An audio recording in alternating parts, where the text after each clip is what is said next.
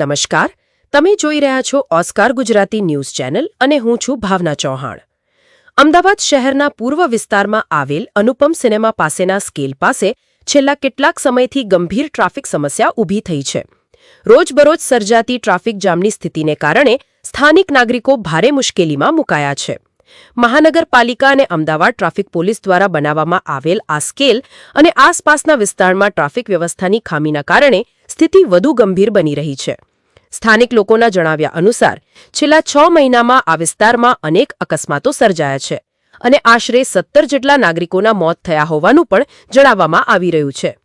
આ ગંભીર પરિસ્થિતિને લઈને આજે પૂર્વ મ્યુનિસિપલ કોર્પોરેટર જયોજ ડાયસ દ્વારા વિરોધ પ્રદર્શન કરવામાં આવ્યું હતું.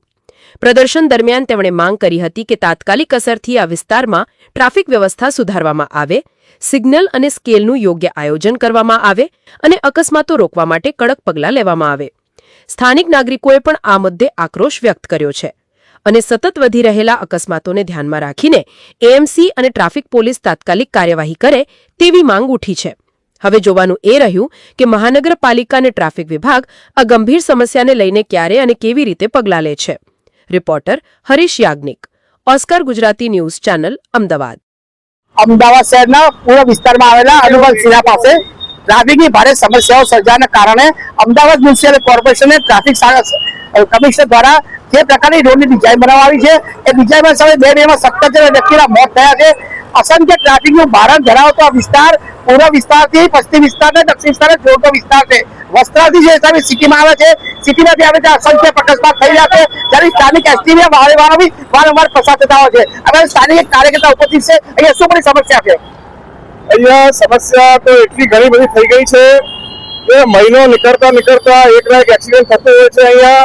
અને જે પહેલા જે અમારી જે આખી જે આ રોડ આખો વ્યવસ્થિત હતો, જે ટ્રાફિક ચાલતું હતું એ પ્રમાણે આ જે ડિઝાઇન બનાવવામાં આવી છે બિલકુલ ખોટી ડિઝાઇન બનાવવામાં આવી છે.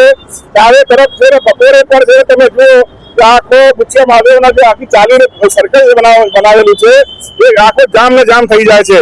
તો આ સમસ્યાને હલ કરવું પડશે. પાછળ તમે જુઓ આ એક ચોકી બનાવવામાં આવી છે અહીંયા ટ્રાફિકની.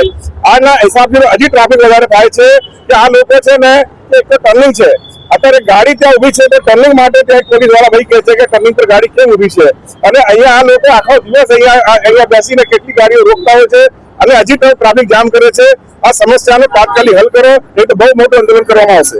જોવા જઈએ તો આપણી સામે જે સ્થાનિક આગેવાન છે માજી મ્યુનિસિપલ કોર્પોરેટર જોર્જ ડાયસ, ભાઈ આ સમસ્યા શું છે અને આપણે કેમ આંદોલન કરવું પડ્યું? ટ્રાફિકની જે સમસ્યા એટલે આને કૃત્રિમ સમસ્યા કહેવાય કે કોઈ બી એનઆઈડી કે ડિઝાઇનરના એક્સપર્ટના સિવા મન ફાવે તે રીતે જે રીતે સર્કલ બનાવવા